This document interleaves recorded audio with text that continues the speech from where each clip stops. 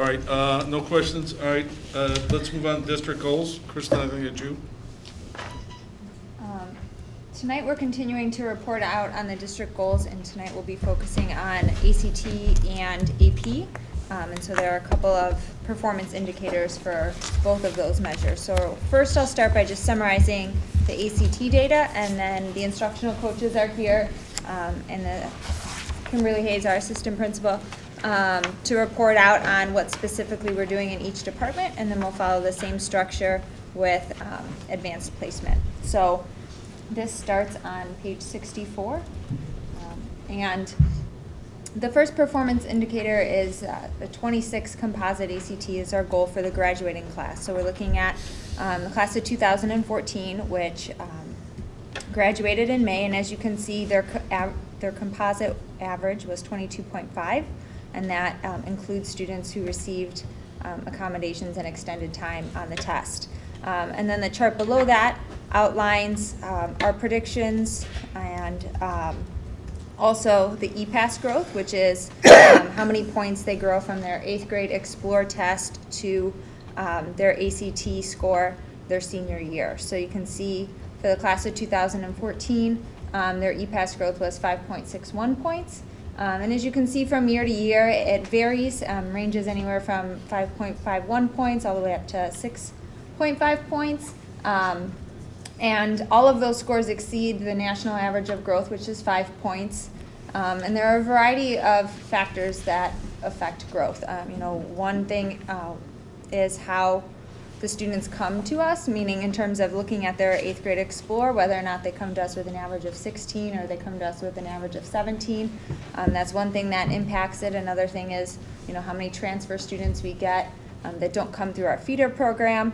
But all of these things, and there are several more, but all of them, at this point, we're still, speculating as to why some students are growing more than others, or one class grows more than others. And so we'll be able to give ECRA all of the data that they need by the end of this week. So then they'll start building our growth model, and then we'll be able to really look at the data and identify exactly which students are exceeding the growth that we expect for them, which students are not, and then also look at specific interventions like our reading program. Are students in that growing more than expected? Are there students that should be in that program that aren't? Things of that nature. So we'll be able to articulate that in a little more detail once we start working with ACRA. On the second page, the next performance indicator related to ACT outlines the percent of students in the graduating class that met the college or that met the benchmarks set by ACT, and the benchmarks are just basically cut scores that indicate whether or not a student has a 50% chance of obtaining a B or higher in a credit-bearing college course, or a 75% chance of obtaining a C or higher. So you can see the percentages broken down by subject, and then also the EPASS growth broken down by subject, as well as the prediction for our current senior class of 2015, and then also kind of where we predict the other classes to be in the future based on their entrance Explore score and whether or not they met those benchmarks. And then specifically this year, the building goal is to actively engage all students through attendance, formative assessment, and technology. And with that formative assessment, really helping students develop their reading, writing, and academic vocabulary skills, so that before students get to a chapter test, they really know whether or not if they've learned the material, so that they can go back and revisit it before the chapter test, because most students don't take the time to do it after the chapter test if they don't do very well. So in addition to students being able to use that information, obviously teachers will be able to use that to modify their instruction as well. The other thing building-wide that we're doing this year is we have literacy coaches. Sarah Johnson is one of them, and then Kathy Wyszynski is the other, and they're working with the health teachers and biology teachers to incorporate reading strategies and vocabulary strategies in those content area skills that will help them not only be successful in that class, but on the ACT as well.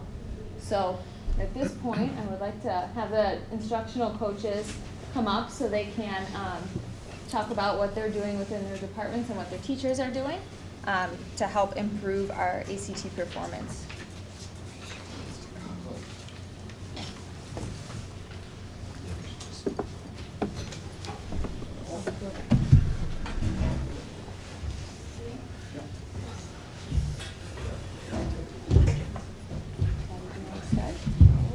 You can move your microphones around where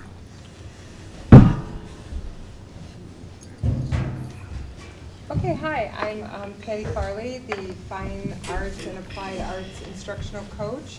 And one of the things that we work diligently on within these departments is reading strategies and vocabulary acquisition. We follow and support the building goal. We work with the reading specialists, and Sarah Johnson and Kathy both, with trying to make sure that all of our types of reading strategies of our nonfiction, highly technical readings are going to help assert the student with their reading skills. So, there you go. Anything else? Jenna. My name's Jenna Osborne. I'm the Wellness and World Language Instructional Coach. And in World Language, we really focus on vocabulary instruction. That's at the core of all of our classes. So research has proven, time and time again that vocabulary instruction, even in a different language, transfers to bettering students' vocabulary in English as well. In wellness, our health classes are working with the Kathy Wysinski, our literacy coach, to really incorporate more reading in the course, more academic reading and academic vocabulary instruction in that class as well.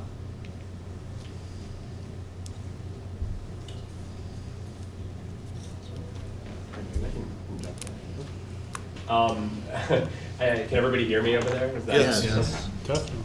In social studies, social sciences, we're really focusing on, in both Western civilization and in economics, sort of 7 question sets that try to isolate the different skills in ACT type questioning. So what we're trying to do is we're trying to come up with, we are coming up with, a detailed question, and then another detailed question, and then a main idea question, and then an author's voice question, and then a vocabulary question, and then an application question, in that order.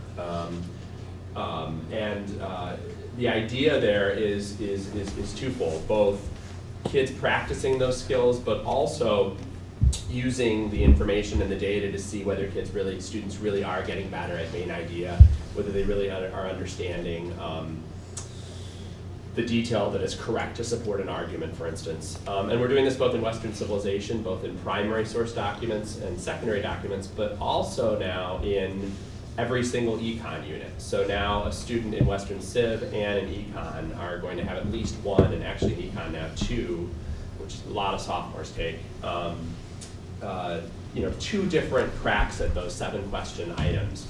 The challenge is to, on one hand, you want to find engaging readings for the ACT prep, but on the other hand, you can't always do, this is the challenge, you can't always do really engaging things because the ACT itself, I don't know if any of you have had an opportunity to read some of their passages, but they're amazingly turgid, they're amazingly esoteric sometimes.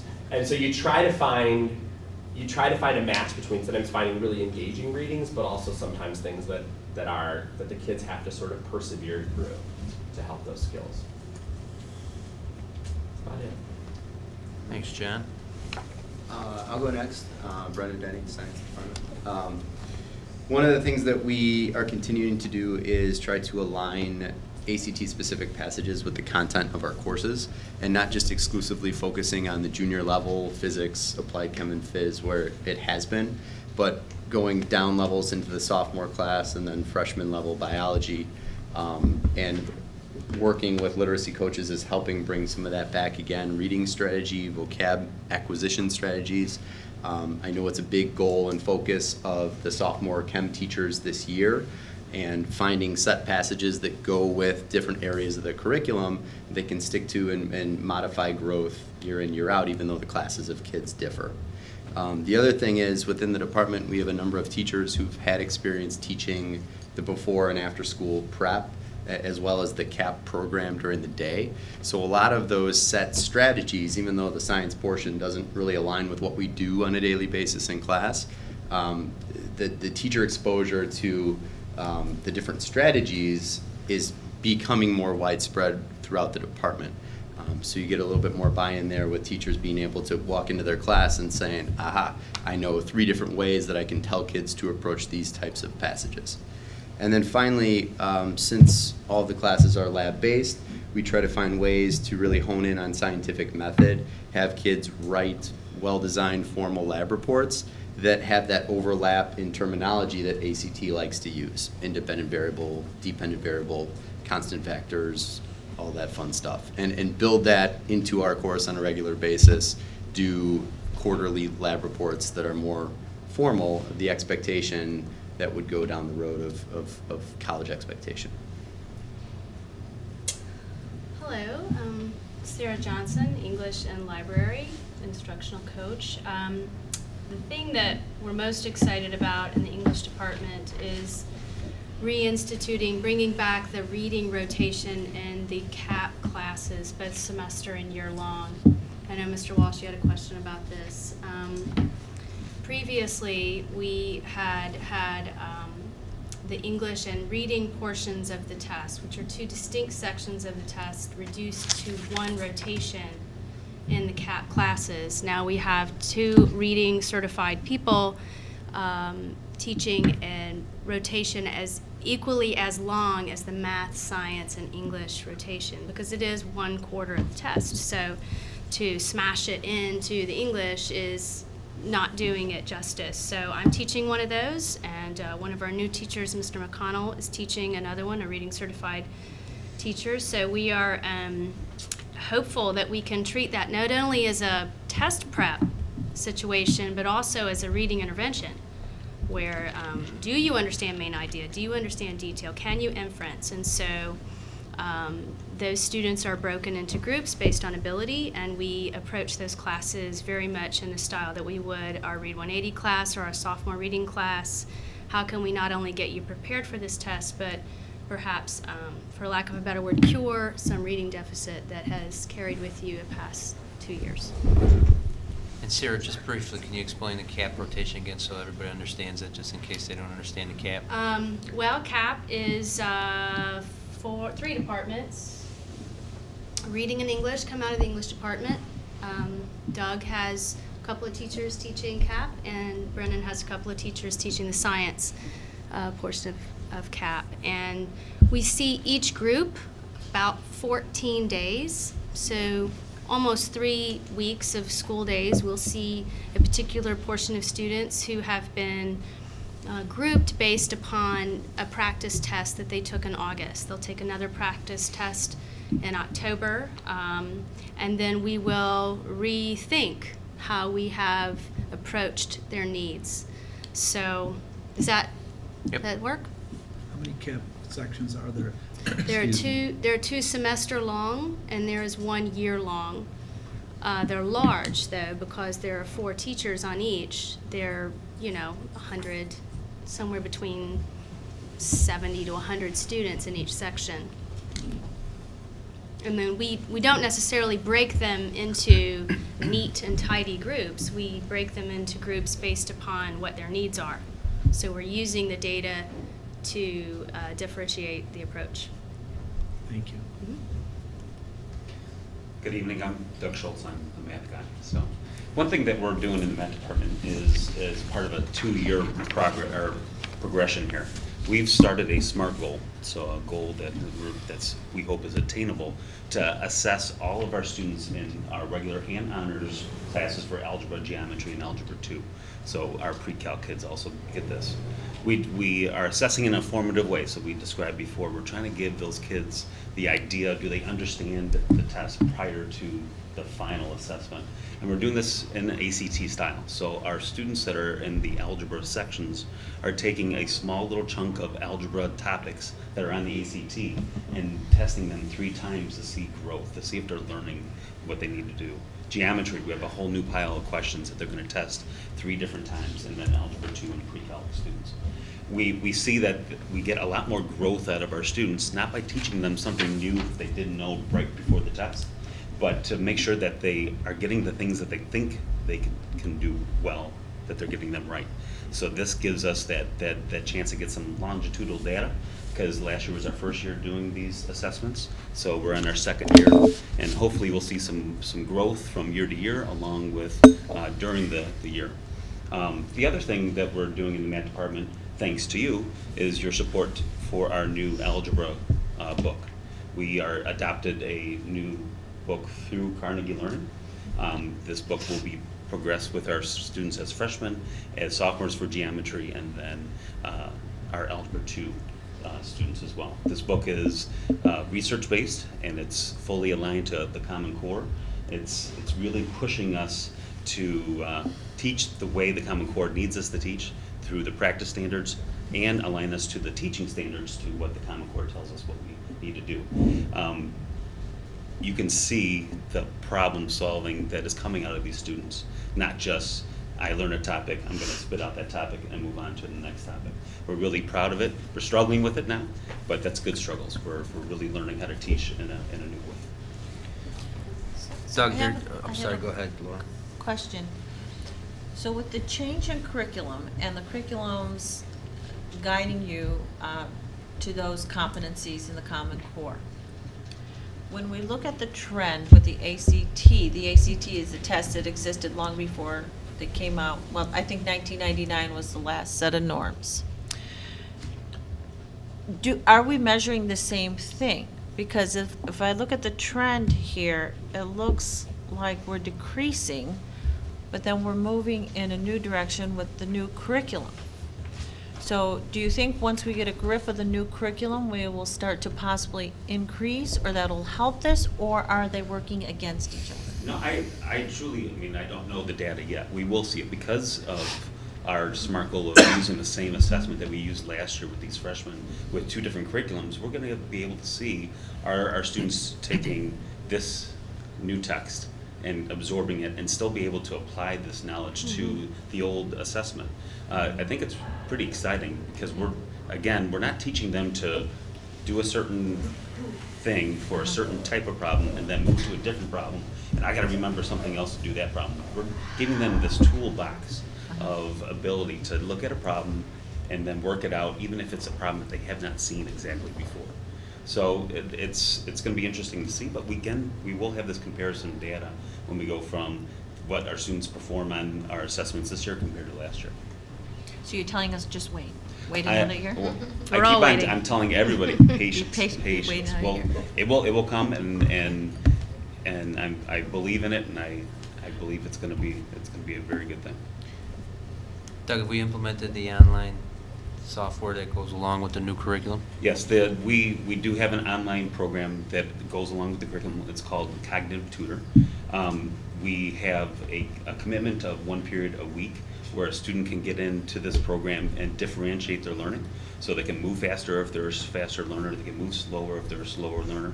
They can do games that are not just games, that they're and going through some strategy. So we are committing 1 day a week in our labs. Our students are going there, and we're asking our students to actually commit another 45 minutes throughout their week to finish the 90-minute prescription that the program has. Are teachers able to check that progress? Yes, by all means.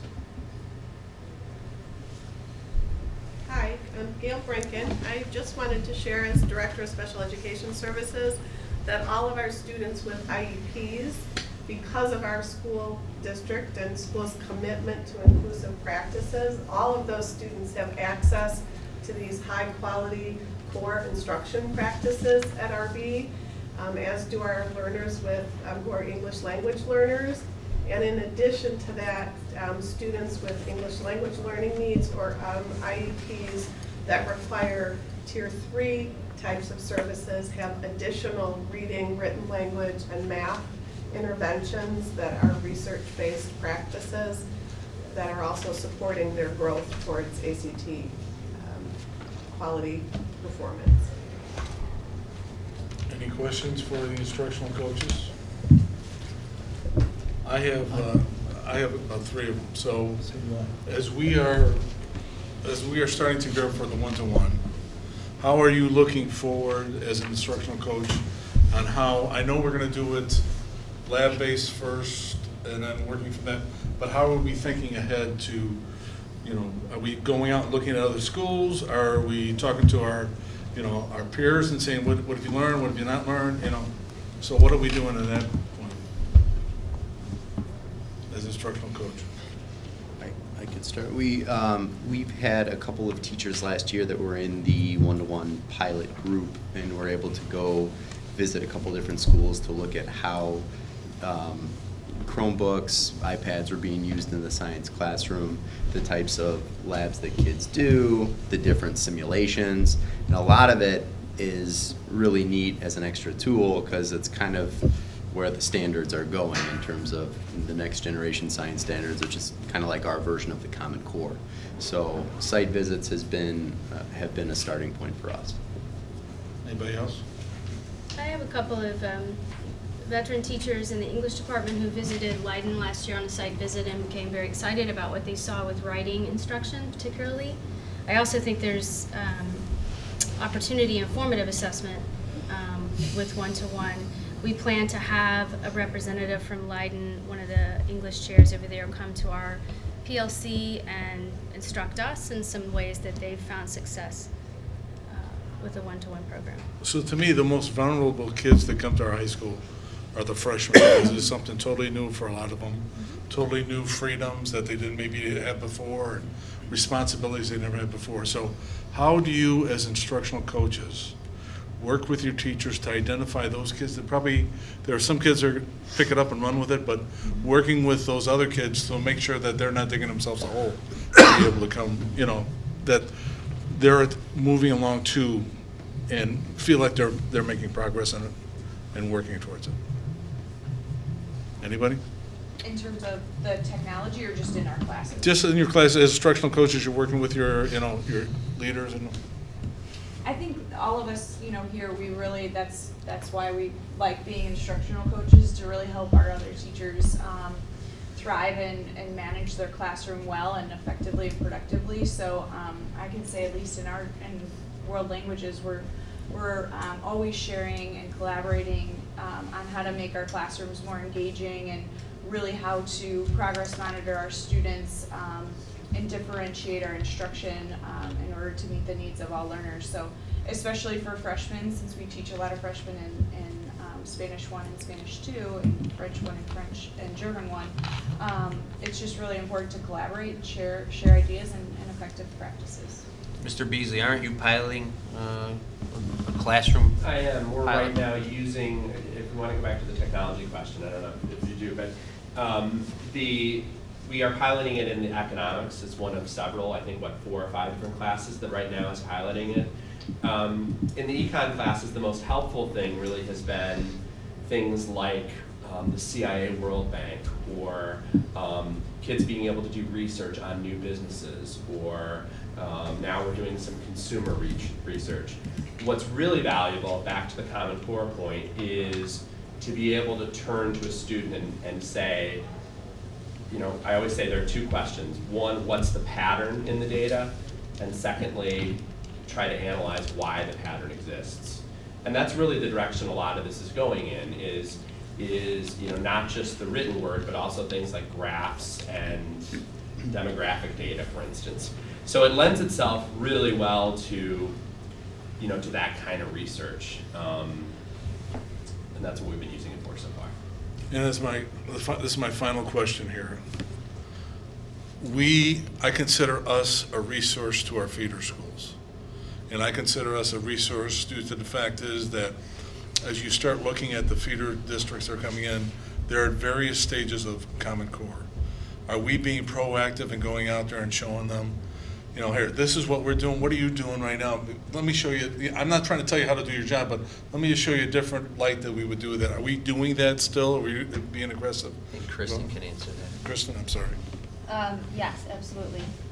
We have 2 formal articulation days, one in the fall and one in the spring, where we meet with teachers from each department or each subject area that they have.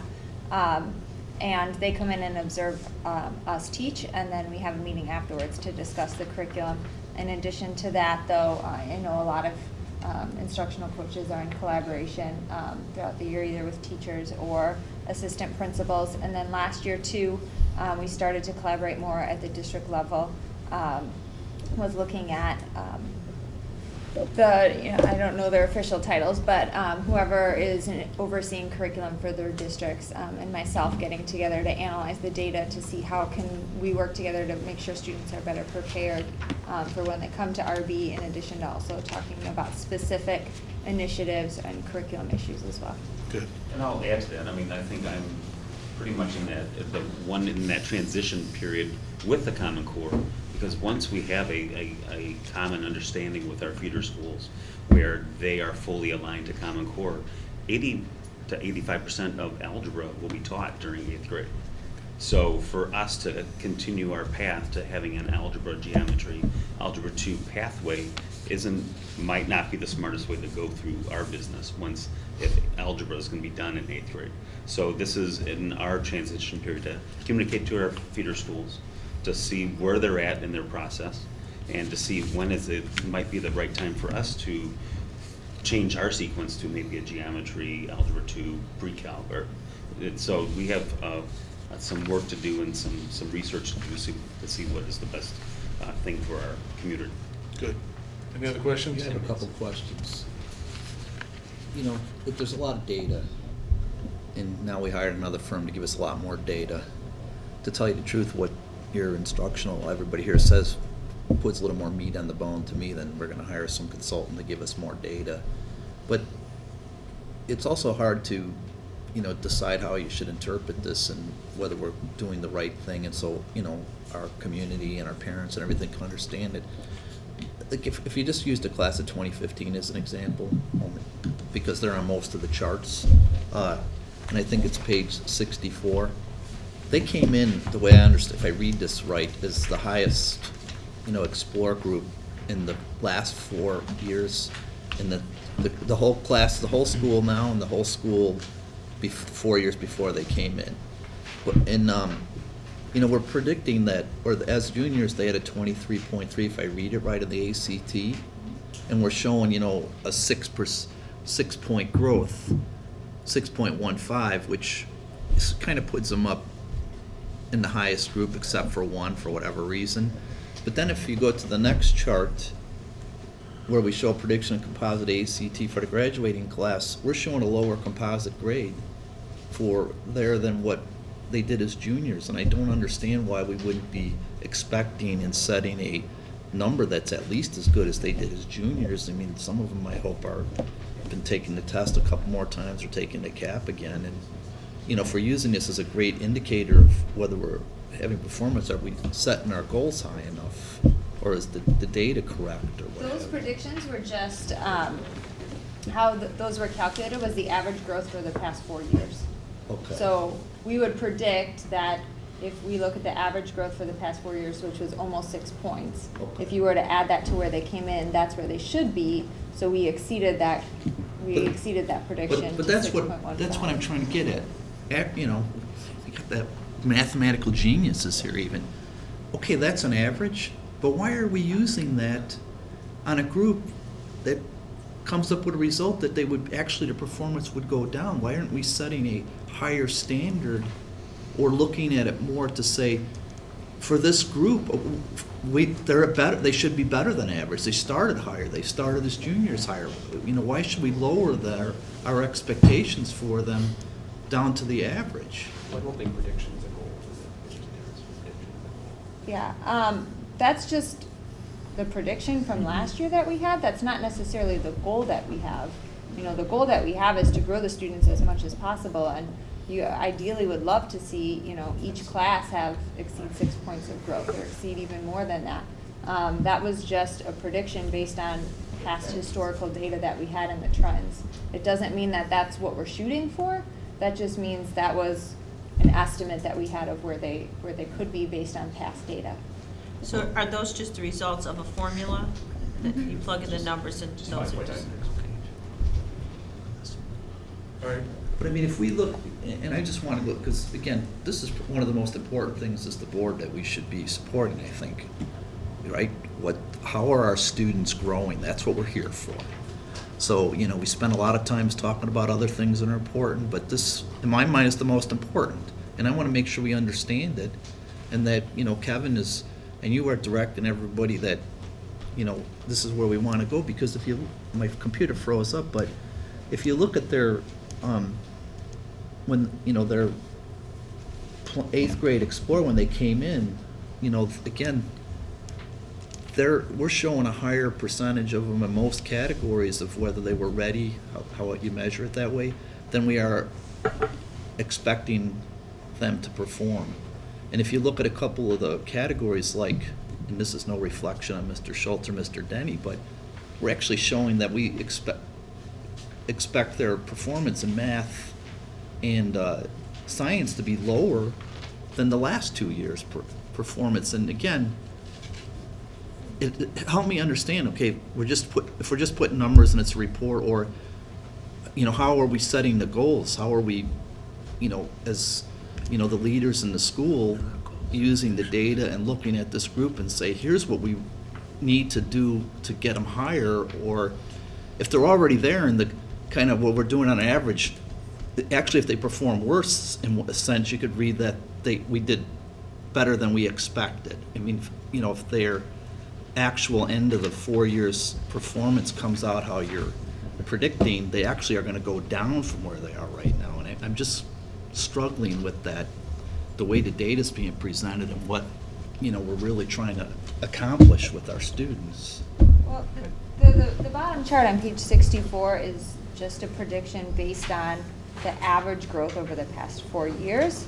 Our goal would be, especially for the class of 2015, to exceed that, because typically students who come in higher, like you said, with the 17, should grow more. So that's just the prediction based on past data. That's not our goal that we have for the class. The goal that we have for the class is to exceed that The goal we by have is a several points. 26. Yes. For everyone. Yeah. So when they say expectation, I don't think it's like I expect them to get that score. I think you're using that term as the result of a formula. So you've plugged in those numbers and it spit out that number. We expect students to have no less than that. That would be meeting expectations. We would also expect students to exceed expectations. But when we look at expect, that would be the 26 number, that, you know, that's our hope or our goal, that 26. But I think what I hear when you say expectation, that's the statistical expectation, or the assumption that if those numbers come in, that's what it would come out to be. I like to use the word typical. Our typical growth Okay. is that average of 5.93. Right. So if we just take that 5.93 and add it to the 17.15, and that's where the 23.08 comes from. That's our typical growth. Now, our students started a little bit higher, so hopefully they achieve our typical growth. So in And the we- first 3 years, their growth has been 6.15. Right. Mhm. And most of them take it again as a senior, so there could even show a larger growth So- once we start getting those senior scores then come next August. And we could have used the national average for growth, which was 5 points, but we chose to base our prediction off of Well, I'm going to tell you, the you've data said at that a couple RB. times. I believe both the staff and the administration and the board and the community expect us to do a lot better than national averages. So the fact that we're better than national average really, to me, is almost a meaningless piece of information, because that is what the expectations are for anybody here, I don't think, right? Correct. Can I ask something? Sure. Well, Tim, are you all done with? Yeah. This goes along with what Tim says, and forgive me if we've reviewed this before, but the natural question here is, okay, the ACT composite score, or the increase from the Explore to ACT is 5 points on average nationwide. How are the other schools in this area doing? That's what I want to know. I want to make sure that whatever our average is what at least is being accomplished at our neighborhood schools. And maybe we need to set a goal more than just ACT of 26, well, maybe we want a growth of 7, something along those lines. So how can we establish that benchmark? That's what we're hoping, that ECRA will be able to provide us some latitude, cross data from other schools. When we came up with the goal of 26, that was based on the top 10 performing high schools in the state of Illinois. So that's why we set the overall target of trying to get to the top 10 public high schools in the state of Illinois. And then the problem is that on the state report cards, there are the access to people's Explorer data and these types of stuff. These types of data points are not available on a school report card. or on Certain the schools eSchool report publish card. their growth factor. If you go to Hinsdale Central, they're more than willing to show, and they stratify between certain levels of low income, certain levels of people that come in very strong and show the different growth levels. So that's what we're working on with ECRA to start establishing a dashboard. I'd be curious to see how we compare to Hinsdale right now. Can we do that? Got to look into that. We're under. But if we're stratifying data, Gary, I think we need to stratify it not only by income, but we know, I said income. I don't know if it's Right. income or. because those who have a higher score tend to grow more than those. And I think it goes to Tim's point, saying you would expect this class of 15, when they came in with a higher Explorer score, you would expect that growth to be higher. Right, but whenever you take an average, if you're large enough, we're going to regress to the mean. And so we have to be careful when we start looking at lump sums. Yeah, but if you just said that if we came with a higher average, you would expect that growth factor to be higher. We should strive to be with that higher growth factor. And maybe we might want to ask the staff, and I don't know, once you're working with ECRA, you may find that you have two populations. You may find that you have a high achieving population and a different achieving population, and you may want to report out how one population may have an 8-point growth factor and one population. So if you have a bimodal distribution, and when you bring us one number, it's going to be smack in the middle.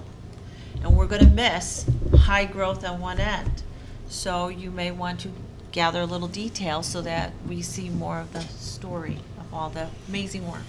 Okay, any other questions? Gary, did you have anything? Yeah, could you, I'm going to turn the subject a little bit, because this is the first year we've gone to instructional coaches. And I'd like to be interested to know if the dynamics have changed any, and then what is and if they haven't changed, is there any difference in making those group of teachers that you're instructionally coaching accountability different now, or is it the same as it been as department chairs? And then maybe you guys can express how, the performance of your group, you make them accountable for it. Or maybe it's a general question now, because we never get a chance to have all of you guys together that often. So maybe it's a general question thrown out there for you guys. Let's just go around, we just go around like this. So there was 2 questions there. Yeah, right. And, yeah, I know. I tend to do that. Yeah. These guys know that. So the accountability thing, for me and several of others that were in both models, it's definitely changed.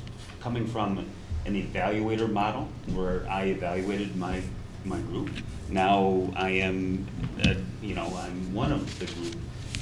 I've always been one of the group, but it is a different feel. It's still new, teaching the 4th class because our teaching load increased, or our department load doubled, or both. It is different. I mean, preparing for 4 classes to teach is different than preparing for 3 and maybe just one subject level or subject area, or now I have 2. So it is different. It's still kind of new, so I don't know exactly how to describe it yet, because I'm still kind of working through it. But the accountability is totally different because of that whole me being part of somebody's evaluation to me working with them towards the evaluation. So I'm coming in from a totally different end. I never evaluated like Doug and Brennan and John. Still does. But I can tell you that the thing I shared with Chrissy and with Kim is that in supervising 2 departments, I'm struggling to be able to coach. So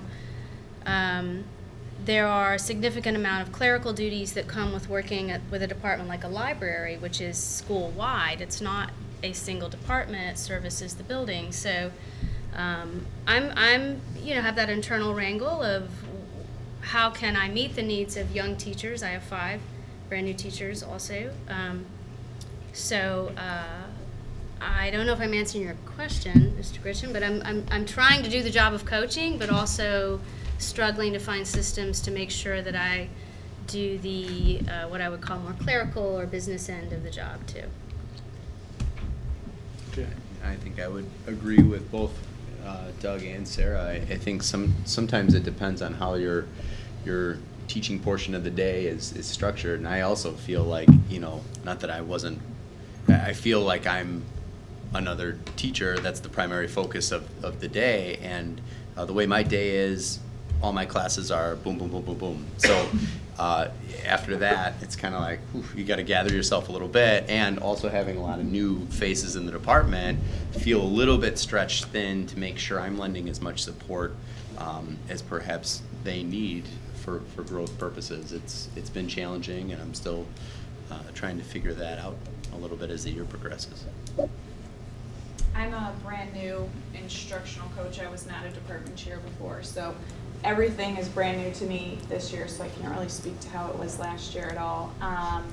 But I think most of us, every single one of us, has at least one new teacher in our department, so that's a lot of coaching right there in and of itself. I have 2, and I know Sarah has 5, so it's just trying to find the balance. I would say that it is a real challenge, quite honestly, to back to that point of accountability. In social sciences, to me, we are accountable for not just teaching history, but most importantly, teaching skills and teaching vocabulary, and making sure that teachers are doing that on a daily basis and that they're tied to goals is difficult when you're not the person who, I'm working with that balance on a day-to-day basis, that balance in social sciences between skill and knowledge. And frankly, not being able to weigh in the evaluation process, I find detrimental, honestly. Patty? I would agree with everything that has been previously stated. I, like Sarah and Jenna, have added on a department as an instructional coach, and there is a tremendous amount of clerical work with the ordering. If you think of the fine and applied arts departments, how much materials there are and services that we require. We do have 2 new teachers that we're extremely positive about, but as Jenna mentioned, you forget that they don't know where the staplers are. It's little questions like that build into then the coaching type of questions, that you're pulling them up and making sure that they're implementing the reading strategies. We are also part of the one-on-one pilot with consumer economics. So one of our new teachers will be working with a veteran teacher, as she is now, with another curriculum.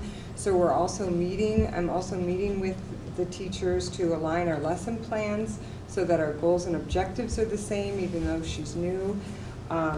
Plus there's the fine arts that are an incredible group of people, veterans, but have high activity levels that I'm taking on. So to coach, I'm trying to use our PLC time for that. And so we're a bunch of singletons, and I'm trying to have our common district goals lead that, but it's a new level of exhaustion. There's excitement that goes with that exhaustion, but it's, I would agree with my colleagues, it's definitely a big learning curve. Any other questions from the board? Well, I have a question. So when Gary brought up, it seems like there is more administrative work from everybody. Did more work come because of the coaching? How did that change from the last model to this model? there's less time to do the work. I mean, when we're teaching another class, our 2 plan and prep, I mean, out of our 7 days, or 7 periods, sorry, 4 classes are teaching, 2 are plan and prep for that teaching, and we have 1 for our coaching. So the way the contract is set, we have 1 period a day to coach. So that in the past, several of us had 2 periods a day to coach, in order to be the department chair. So it's a different structure of your day that we have to balance. And I would say that with more periods in a day to coach, you were able to get to more people. So you have to pick and choose who gets coached today. So the evaluation is taken off the plate. So that should have opened up some time. Well, we also are dealing with the Danielson model that we as leaders are new to. So not only are we trying to understand that model and then to coach our colleagues with that model, that any time that you think we would have lost from evaluating, which I personally have never done, has totally been absorbed with this new mark, with the Danielson, in my opinion.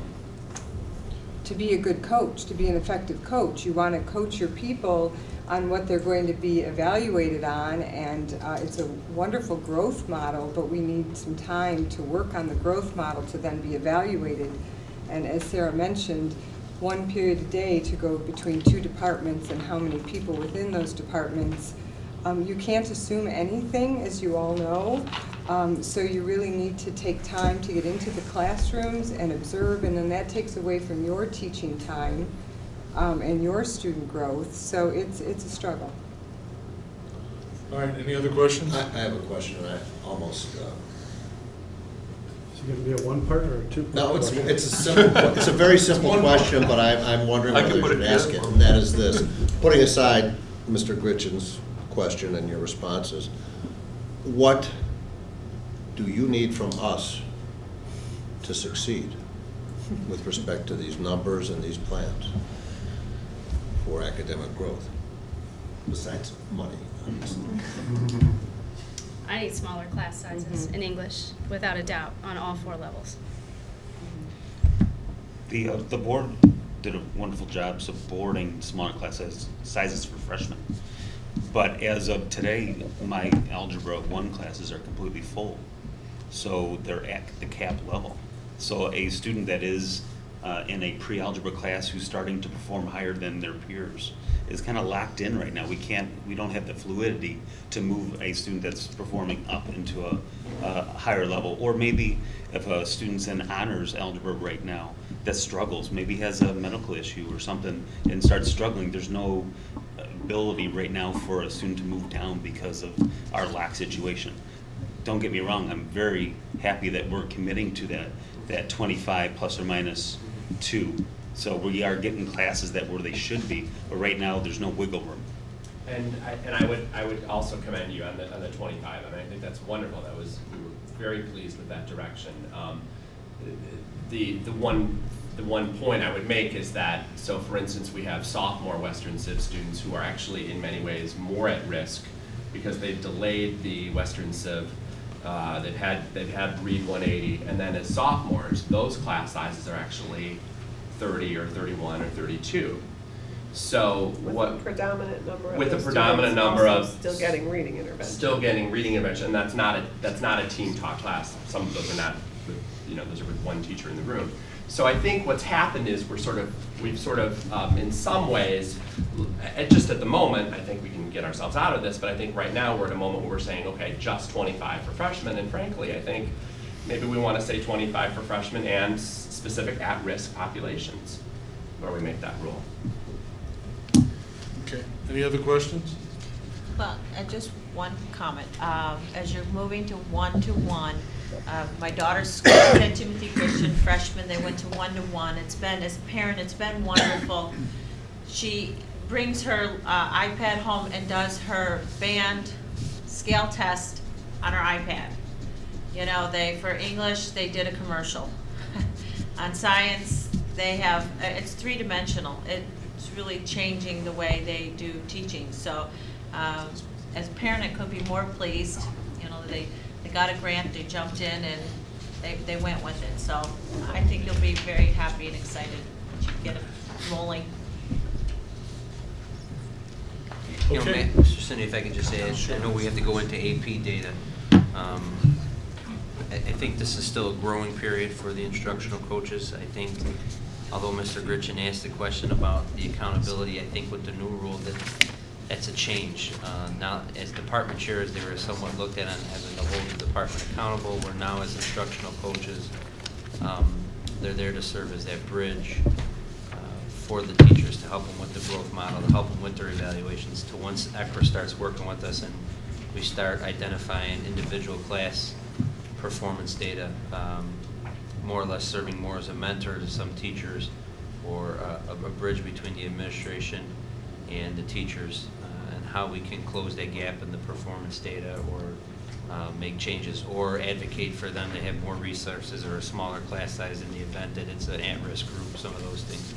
So I think the whole, you know, being 3 months into or 2 months into, I think we're really early to really figure out how this is going. I think the administration and the instructional coaches are still trying to figure this all out a little bit. And I see a lot of heads nod, and I think people would agree that it is different. So, you know, we can report back, you know, I think second semester, and that might give us a better snapshot. Okay. All right, do we want to move on to AP then, please? Do we need instructional coaches? Beautiful. You do? Trying to give you. Wait, what? No, you said you're going to stay. Good She's the evening. boss, so. Hello, I'm Kimberly Hayes, and I'm serving as interim assistant principal for curriculum instruction. And as I share some AP information, there's much to celebrate. So on the first page with AP, the AP students with passing score. So this is by student. So 73.7% is how many passed at least one test. And so that's much to celebrate. The percent of AP students with passing scores in Illinois was 65.8 and globally 61.3. And then by test, which is the second bullet point, there was a total of 1,080 exams taken, so 68% of those exams were at a passing score. So of all the exams, 68% had passing scores. And there are some highlights of some successes in individual AP courses there below. Some of the questions that were asked: environmental science pass rate increased 14%.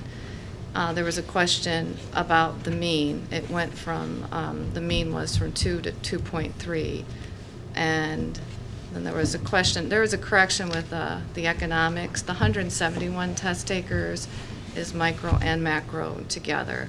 The mean score for macro was 3.70 from 3.61.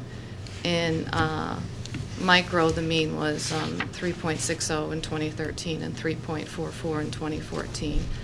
And then there was a question too about the statistics pass rate, or the mean at any rate. It went from 2.0 to 2.28.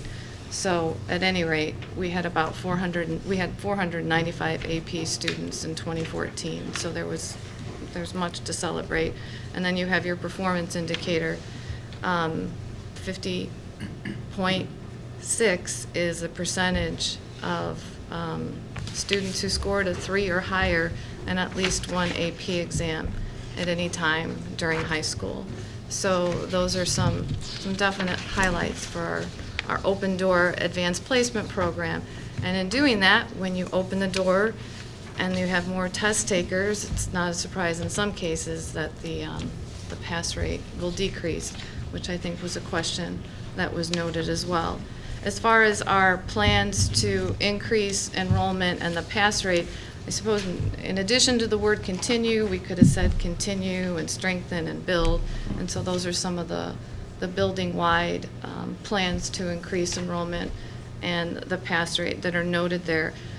Specifically, for example, in terms of continuing and strengthening and building the summer bridge AP courses, they did not run last year or last summer because of low enrollment. And so we will endeavor to do the best we can to make sure that those bridge programs do indeed run, and continue to work on expanding the review sessions, both prior to unit exams as well as AP exams. So those are some building highlights regarding AP. And as we follow that pattern with the ACT, if by department you want to share a highlight. I'll start. We'll go a different order this way.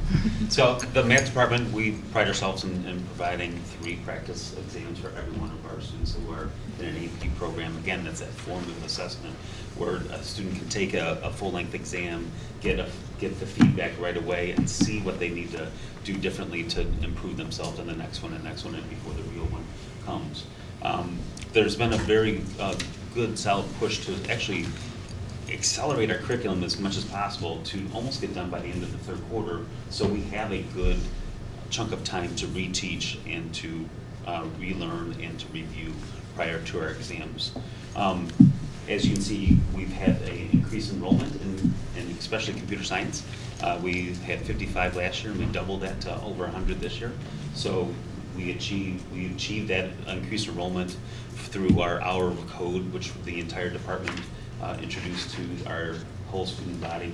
Plus, we have a new club that is the Girls Who Code Club, and that's a nationally recognized organization who sees that computer science is one of those jobs out there that there's more jobs than actual graduates for that job. So, and there is a shortage of girls in that field. Besides that, again, we're modifying assessments throughout the year so they see that AP style assessment, so when they actually get into the test, it's not brand new to them. It's something that they're comfortable with. In English, we're very proud of the fact that we increased enrollment by 42 students. Our pass rate went down, but that's a significant increase. We're serving, in the junior class alone, 40% of that class, which is something to be extremely proud of. We only have 2 shots at enrollment. It's AP Lit and AP Lang. They're both notoriously very hard exams. And so in terms of an open enrollment focus, we're quite proud of that. Our numbers have finally risen to where they were in 2010, which we took quite a dip, and now we're coming back up. So that speaks well. I think even if a student doesn't pass, we believe strongly at RB that exposure to an AP curriculum is the right thing to do for students. But of course, we want to increase that pass rate too. So I believe one of the areas we need to hit the hardest in the next couple of years is working on our vertical alignment with grades 9 and 10. And how can we provide opportunities, particularly with our sophomore honors students, who are obviously ripe for AP in their junior year, to get exposure to AP. So several of our honors teachers have taught AP before, and they know what they're doing in that regard. So we're continuing to work on providing the same types of rubrics. Mr. Walsh, I believe you asked this question, a holistic writing rubric, which is consistent with AP language and AP literature, is something that we're moving toward in our grades 9 and 10. It's not always the right choice. It's not always the right choice. And with 5 new teachers teaching in those areas, we have to educate them philosophically on why you grade the way you do and when you grade the way you do. So it's not a one and done. It's going to take some time. But fortunately, we have an AP language table leader in our department, which means he oversees the graders at the AP language grading. And we're going to put him to hard work this year, mentoring some new staff. All right. Science-wise, a couple of our courses, AP Chemistry, AP Biology, have adapted more of a summer packet approach where after we know which juniors, gonna be seniors, who are gonna be in those courses, teachers reach out to those kids and get them familiar with the level of rigor and the expectation coming in at the start of the year, what types of material it should essentially be a review coming into the course, and giving kids time to complete those activities coming in. Also being more creative with formative assessments, doing more pre-testing of information going in an AP style, so that teachers can target, all right, we have a fundamental understanding of these concepts. We can use or devote less instructional time to that.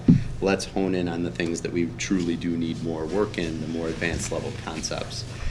There's been also a shift towards more scientific inquiry in each of the AP Science courses. So getting through the curriculum efficiently, as Mr. Schultz mentioned, with enough time to review, but also to give kids lab practices and more experimental design type situations is going to be a focus for us moving forward. In world languages, we're really proud of our growth in the Spanish language and culture class. That has been a class that's been kind of shifted around through a couple teachers and retirees over the last couple years, so we're proud that that's moving in the right direction. And also thank you guys for approving our AP Spanish Literature class to run. That's the first time that it's run as an independent course in the history of being offered here at RB. So it used to be kind of an independent study. So we have 13 kids in the class now, so that's another AP class that we're offering. And then also thank you for approving AP French to run by itself. It used to be a combined class with French 4. So that's we're really excited about those changes that are happening, and think that those will do a lot for our students. Other things that we're doing are kind of like Sarah was saying, is just really vertically aligning our curriculum in the lower level language classes to meet the expectations and prepare our students for AP. So, you know, aligning our formative and summative assessments with AP expectations.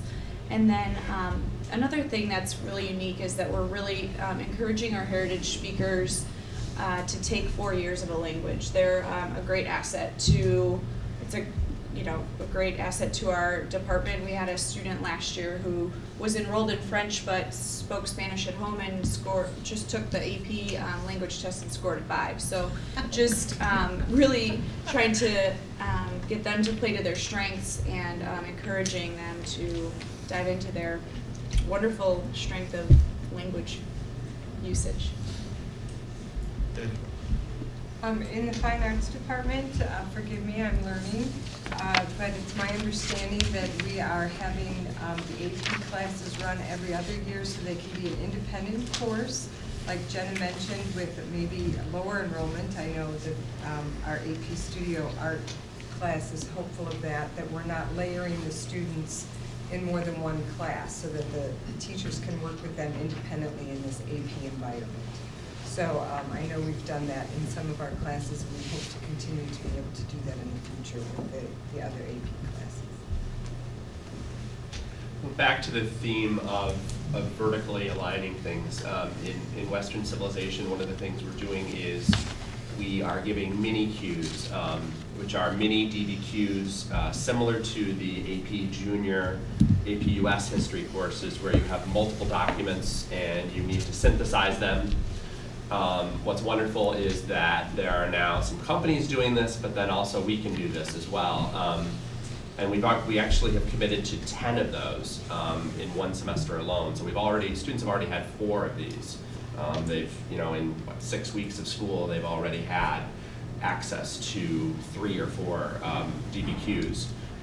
So they're already seeing the structure and the kind of thinking at a very, obviously at a smaller bite-sized mini level, but we're giving that to them as freshmen to try to make sure that both they're familiar with it, but also we're sort of getting a sense for where their skills are lacking so that we can adjust accordingly during Western Civ. And then in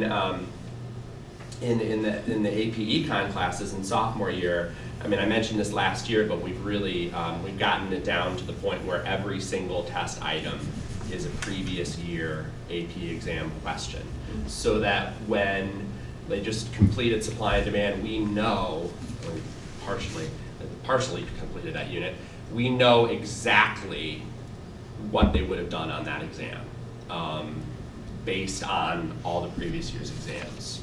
And so that's incredibly helpful from a data perspective, and it's also, you know, the scores are I think are being fortified by that. So. Any questions? If you don't mind. Well, first, it's a congratulations.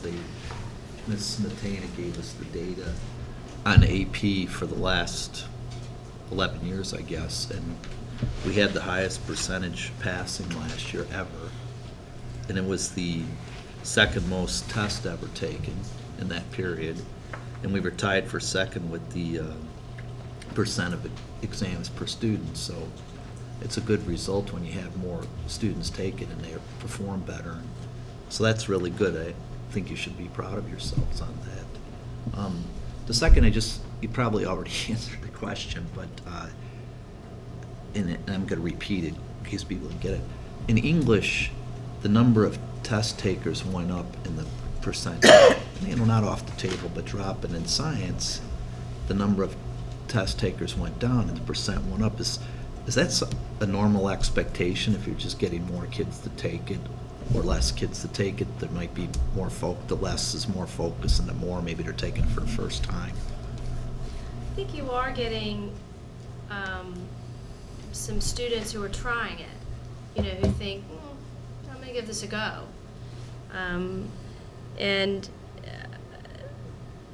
I think the expectation is that there's going to be a seesaw approach to that. We don't necessarily like that. We want to work hard to make that different. I mean, anecdotally, I have no data behind this, just conversations with students and teachers to suggest that this particular class, whom I know, we have some children here in that class, they stretched themselves. They took quite a few APs, from what I understand.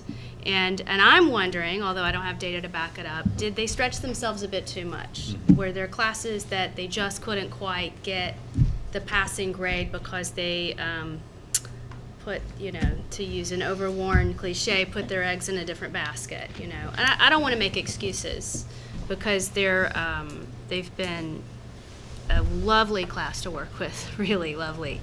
But I do think that's worth taking a look at long term. How can we help those most vulnerable students who are trying AP, and how do we help that kind of, top percentage students organize and function well if they're taking 3 or 4? Okay. The last thing I want to ask is, I want to make sure it's not, I don't want any individual department or teacher, mentioned, but how do we determine, and do you do the input, each of you, make sure that we have the teachers that are capable of teaching the AP courses, teaching the AP. And again, I'm not saying it might actually be harder to teach a remedial math course than a calculus class if you've got kids that need a lot more help versus kids that are great at math. And so I'm not comparing and saying you have to put your best teacher in AP, but they also have to have the capability of challenging the students and treating it like it's a real college course. So how do we, as a school, how do you give input to, make sure that we are getting the right teacher to match to these kind of courses? That might be one of our hardest jobs to do. I mean, because it's something you just don't want to dabble with. Right. It needs to be an investment. You need to invest that at least 3 years into that curriculum. So you can't just jump in and do it. We've seen some success in the math department just by not focusing on just that capstone teacher, but focusing on those other classes prior. Pre-calc, are we preparing and seeing this as a 2-year program? Luckily, Mr. Bonner will teach us both of them, plus along with Mr. Olson. So it all depends on the person, but you want to invest some time into it. So if you see some issues, it's hard to yank somebody out and put somebody else in because you're starting them fresh. I also think when possible, you team people. So you have an existing person who's doing an excellent job. And then there can be some nice, healthy competition with. Mr. Sloan, frankly, has done an incredible job. With AP Micromapper, he's actually a math guy who came in and really has reinvigorated our team. And, you know, I think a lot of times it's helpful if there's an existing person, you know, when possible. That's not always possible when you only have 1 or 2 sections of something. But when you have more than, especially when you have more than 2 sections, I think that provides a lot of energy and vivacity to the whole thing. Thank you. Then I guess my last comment is, it's qualifications too. So for like computer science, I only have one person in my department who's qualified, so, and she's doing a phenomenal job, and another AP grader type person, so it's, sometimes you got who you have, and luckily they're doing a wonderful job with it. Thank All right, any other questions? I have one question and a comment. So from a parent, I can only speak for myself. I had 3 kids come through. All of them took an AP class. It was more important for me as a parent that they took the class.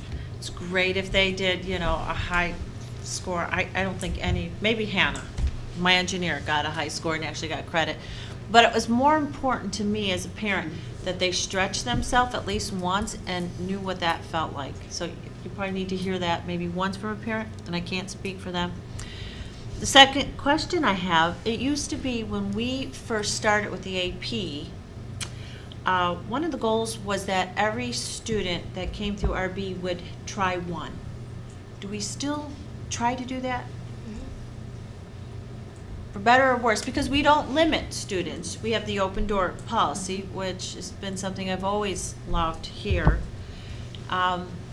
Do we do that, Kevin? Is that still kind of a goal? We may not get everybody, but we want to encourage every student who comes to try one. Yeah, I think that is a goal. I'll let Kristen or Kim answer to that, but I know that's something we've talked about. Yes. 1 honors or 1 AP, correct? Yes, and that is a goal because we want them to experience, you know, stretching themselves while they're in a safe environment at RB, and we can help them develop the skill set that they need to overcome that adversity so that, you know, when they go to college or they go to their career, that they have experienced that frustration before and know how to work through that in order to be successful. All right, any other questions? I would just like to add that that's a professional challenge and an important goal on behalf of students who learn differently at RB. Often their course-taking paths have not allowed for that level of preparation, but I think we need to be conscious about investigating the profile of the students who are being recommended for and having access to AP classes and look to grow that number. So thanks for offering that challenge. All right, thank you very much. Appreciate you coming out tonight. Thank Well, you. Have a good. and before you leave, when they ask us for topics, because, you know, they're gonna leave and they never hear, we heard you, and Ed opened the door. And the topic I think we will ask for is to look at class size. I know if money were not an issue, we could have boutique classes. We know in private schools with classes of 15, it's a wonderful opportunity. But we know in economic times, we can't have everything, and so as we look at money and budgets, but it will be something I will ask that we can put on the budget. Maybe nothing can happen now, but we can at least look at it, and we can at least ask the questions. Well, can I ask the question? That is the C class, the C curriculum English class so much different that we can't spread the groups? Because I'm noticing that the average size of the C regular English is 18, and yet we have 9 sections of English 9, averaging 25. Why can't we bring some of those 25 and share in the C, even though they're not in the C curriculum? We can. They didn't request it necessarily, or it Well, doesn't well, fit well- their schedule. Fitting the schedule is the biggest issue, because it's blocked. So sometimes on days, the C team will take internal field trips or local field trips where they're gone for those 3 or 4 periods where they have their math, science, and English all together. Because I asked the same question, there's a way where a kid can jump into the C team English and then jump out. I think most of the instructional coaches will tell you that it's a tough decision when looking at C team, as some of the other sections in their departments are at caps. So maybe that's something we need to talk about. Something we could talk about in November, Yeah, maybe maybe do that's attendance enrollments yeah. and that kind of stuff. And see this either, yeah. All So right. then maybe we ask the group to come back and bring Right. recommendations on that. We'll have some stuff for you in November when we start getting into next year's predictions and staffing predictions. Let Kristen work with her group. Right. All right, thank you very much. Thank Appreciate you. you coming. Thank you. tonight. Thank you for having us.